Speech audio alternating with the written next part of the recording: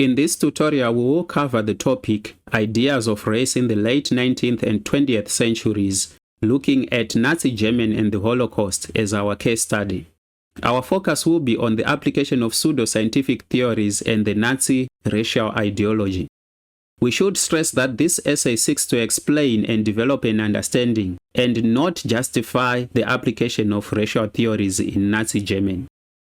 To better understand the application of racial theories in Nazi Germany, one needs to understand what pseudoscientific theories are and be able to identify and tell them apart. Evidence to prove the application of pseudoscience in Nazi Germany will also need to be provided. Pseudoscience is a term used to describe ideas, beliefs, or practices that present themselves as scientific but do not follow scientific methods and when tested are found to be false and lacking evidence. In short, pseudoscience is false science, and in the context of Nazi Germany, policies were made and implemented based on the incorrect and prejudiced application of genetic and evolutionary theories and were used to justify horrific human rights abuses. The next step is for us to list and explain the different racial theories that were used by Hitler and his Nazi party, which we are going to cover in our essay. We will look at eugenics, social Darwinism, physiognomy, cranium capacity, phrenology, and telegony. It is important to emphasize that these theories have been thoroughly debunked by modern science, as they were never scientifically valid in the first place. Even legitimate scientists of the time rejected them. The Nazis carefully, deliberately picked and distorted ideas to create a pseudoscientific-backed prejudice, hatred, and genocide. Hitler and the Nazis misused these discredited theories to justify their horrific policies. Eugenics was based on the idea of selective breeding. Proponents believed that humanity could be improved by encouraging reproduction among people with desirable traits and preventing reproduction by those deemed undesirable. In our essay, under eugenics, we will cover how the regime implemented forced sterilization programs targeting people with disabilities, mental illness, and those they deemed racially inferior. How they also created the Lebensborn program, which encouraged racially pure SS members to have children with selected women. Also to be mentioned is the most extreme application of eugenics through the T4 euthanasia program, which murdered disabled children and adults, and later evolved into methods used in the Holocaust.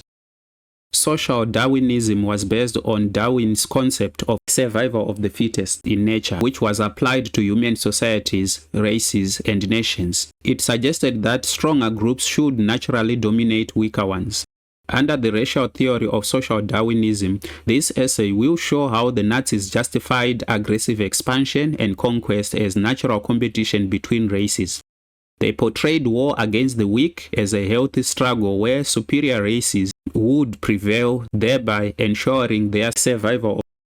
The essay will then show how this became justification for eliminating those deemed weak and the belief that Germans needed a living space at the expense of those peoples considered inferior. The racial theory of physiognomy falsely stated that a person's character, intelligence, and racial identity could be determined by the facial features and overall appearance.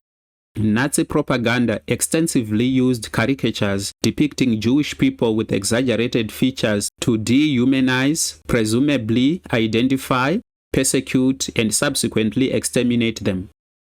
The discredited racial theory of cranium capacity claimed that brain size determined intelligence, and that different races had different skull sizes, proving intellectual superiority or inferiority. Racial scientists conducted extensive measurements of skulls to create classification systems. Phrenology put forward that bumps and shapes on the skull revealed personality traits, intelligence, and criminal tendencies. Although this was less central than other racial theories, phrenological concepts influenced Nazi racial science. These involved skull shape analysis as an examination method for determining racial classification. This fed into decisions about who could marry, who was considered Aryan, and ultimately who could be persecuted. Lastly, Telegony absurdly claimed that a woman's previous sexual partners could influence the characteristics of children she had with her later partners. What this meant was that previous partners left a permanent genetic imprint or mark. This particularly absurd theory fueled Nazi obsession with racial purity. They claimed that German women who had relationships with Jewish men or other non-Aryans were permanently contaminated and could never produce pure German children, even if they sleep with Aryan partners later. This justified laws against interracial relationships, such as the Nuremberg laws. The question to be covered reads, the Nazi Party under Hitler used eugenics and other pseudoscientific theories to exterminate minority groups in their obsession to create a master race in Germany. Do you agree with this statement? Substantiate your line of argument by using relevant evidence. The question requires us to explicitly state whether we agree or disagree with the statement and then justify our stance in our introduction. Students have to take great care not to endorse Nazi ideology but rather condemn it in its entirety. Our body paragraphs will be constructed using the Pew method. The points to be used for the purpose of answering this essay will be the racial theories themselves. We will then explain what the racial theory entails, why and how it was applied and justified by the Nazis, as well as the effects they had. We will use specific and concrete examples such as names, the laws, policies passed, programs, Nazi publications, statistics or numbers of victims of sterilization, and speeches.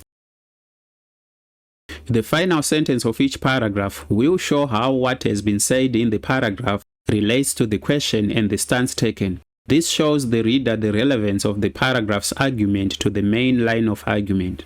We will then conclude the essay by reaffirming the stance we would have taken in the introduction and closing by showing what the arguments were driving at.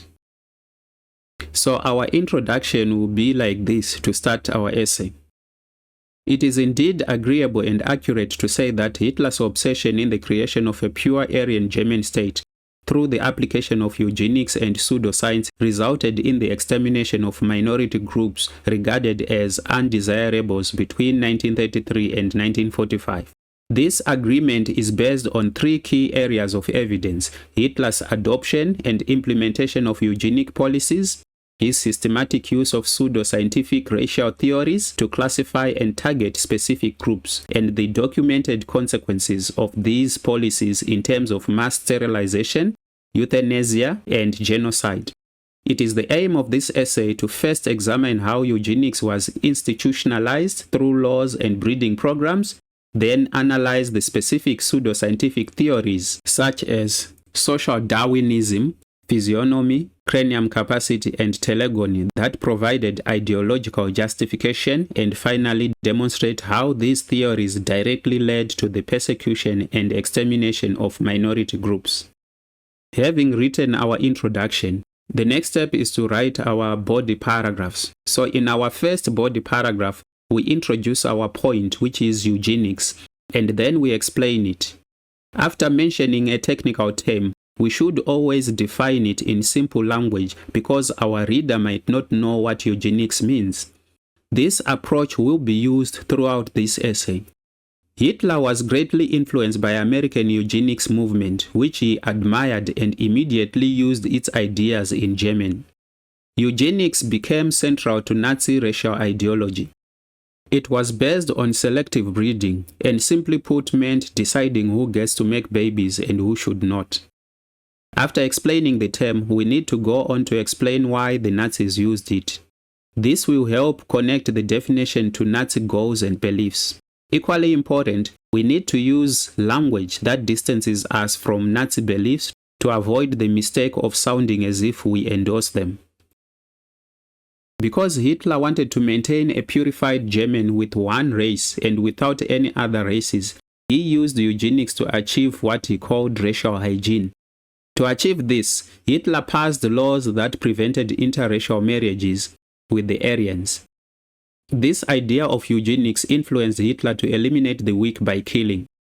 Mental illness, physical disabilities, and even criminality were regarded as entirely hereditary. It was believed that the society could only be improved by preventing the reproduction of those deemed unfit. The core belief was that hereditary defects would be passed down to future generations, creating a burden for the nation. At this point, we need to explain how the theory was applied and promoted.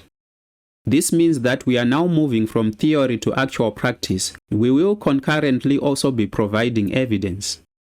Naming a specific law serves as concrete evidence as opposed to generalization by saying laws were passed, which raises questions like which law, when was it passed, what was it based on. The law for the prevention of offspring with hereditary diseases was enacted in July 1933. This law mandated the compulsory sterilization of individuals diagnosed with 9 conditions believed to be hereditary, including hereditary feeble-mindedness, schizophrenia, epilepsy, Huntington's disease, and severe physical deformities. Nazi propaganda frequently used posters and films to depict disabled people as useless eaters and a financial drain on the state, often using a specific figure of 60,000 Reichsmark as the lifetime cost for a hereditary defective. The sterilization law was passed with the goal of reducing the population of the undesirables, who included Jews, gypsies, that is the Roma and Sinti, homeless people, alcoholics, prostitutes, and homosexuals. After naming the targeted groups for extermination, we then need to name the institutions responsible to prove that Nazi racial ideology was institutionalized. A Department of Gene and Racial Care was created, as well as genetic health courts to enforce the law. Statistical evidence will also help strengthen our argument, so we say, as a result of the forced sterilization through injection or gas, about 300,000 to 400,000 people were sterilized, meaning that they were selected not to breed for the rest of their lives. Our link, which reaffirms our stance taken in the introduction and connects this paragraph back to the question to show that the paragraph fulfills its demands, becomes: this indeed proves that Hitler used eugenics to persecute and exterminate non-Aryans. The link needs to be explicitly or directly stated because we should never assume that the reader will make the connection. Beyond preventing the reproduction of undesirables, the Nazis actively promoted the breeding of those they considered racially superior. Further evidence of the application of eugenics in Nazi policies is seen in the Nazi programs that encourage the breeding of pure Aryans. In these programs, Aryan women were important to create a pure nation. Breeding programs between Aryan women and genetically suitable Aryan men, such as the Schutzstaffel, were encouraged. Special clinics were set up for selected Aryan women to get regular visits from the SS men so as to increase the Aryan population. The women's duty was to raise the Aryan kids in those clinics where everything they needed was provided for. In 1936, Himmler founded the Lebensborn program to help SS couples who were racially, biologically, and hereditarily valuable families to select and adopt suitable Aryan children from the clinics, clearly showing beyond doubt that selective breeding, eugenics, was systematically enforced in Nazi Germany. The establishment of the Lebensborn program in 1936 represents the opposite side of eugenic policy. While sterilization eliminated the unfit, selective breeding programs sought to multiply the fit, clearly showing Nazi obsession. While eugenics focused on controlling reproduction, social Darwinism provided the ideological justification for eliminating those already alive, whom the Nazis deemed inferior. Simply put, social Darwinism is a racial theory based on the idea of survival of the fittest. Hitler believed that his race was fit, superior, and master to all other races, whose survival can only be guaranteed by eliminating the enemies or threats. Jews and blacks were seen as weak and being of inferior minds, just like gypsies were regarded as enemies of the state. To achieve this, immediately after the beginning of World War II, Hitler established euthanasia programs in institutions of the handicapped and the mentally feeble. The belief that disabled people and those deemed to be racially inferior were unworthy of life led to the systematic murder of institutionalized children and adults with physical and mental disabilities, a program that served as a precursor to the Holocaust. The code name of this program was the Operation Action T4. Trial records from the Nuremberg doctors' trial between 1946 and 1947 showed hospital and asylum records documenting patient transfers and deaths to prove this. Nazi records provided evidence of 70,273 deaths in 6 euthanasia centers. A special committee of doctors also decided on newly born babies as either fit or weak. As a result, about 5,000 infants were euthanized after being judged as not being fit, confirming the application of social Darwinism, or survival of the fittest. It is estimated that about 30 to 50 million people were killed by Nazi Germany, supposedly to ensure the survival of Aryans in Germany. This directly supports the statement's assertion that pseudoscience was used to exterminate minority groups. Having established how social Darwinism justified the elimination of the unfit, it is crucial to examine how the Nazis determined who was fit or unfit in the first place. And that was through the pseudoscience of physiognomy. Physiognomy is the determining of personal and racial characteristics by physical outward appearances. These outward appearances were used by Hitler to define and determine inferiority or superiority of race and intellect, and to finally target those deemed inferior. Hitler's description of the pure superior master race was based on physiognomy. Aryans were regarded as those having blue eyes, pale skin, and blonde hair, including being muscular. The rest, like blacks with different skin colors, were to be removed from Germany, for they were regarded as racially inferior because of their physical appearances. Nazi propaganda extensively used caricatures depicting Jewish people with exaggerated features to dehumanize them. Children's books like The Giftspiece, The Poisonous Mushroom taught children to identify Jewish people by their appearance, claiming they could spot racial traits in faces. SS officers were trained to identify Jews by facial characteristics. The people's heads and noses would be measured by German soldiers to tell if they were Aryans or non-Aryans. By reducing human worth to superficial physical characteristics like eye color and skull shape, physiognomy provided Nazi soldiers with a simple visual method to identify and target victims, demonstrating how pseudoscience was used for persecution, further reaffirming the role of these racial theories in systematic extermination. Closely related to physiognomy was the pseudoscience of cranium capacity, which the Nazis used specifically to justify the persecution of Afro-Germans and Jews. This racial theory is based on the belief that smarter groups or races have larger brains and are therefore more advanced than others. It was also believed that the larger a group's skull capacity is, the more civilized the group could be. This belief seemed to be in line with Nazi belief of racial superiority. Hitler based his policies on works of Dr. Eugene Fischer, who had carried out experiments in German Southwest Africa, which supposedly showed mental superiority of Germans and inferiority of blacks based on the collected skulls of the Herero people. The flawed experiments involved putting mustard seeds into the skull of a black person, while on the other hand stuffing and compacting mustard seeds into the skull of a white person.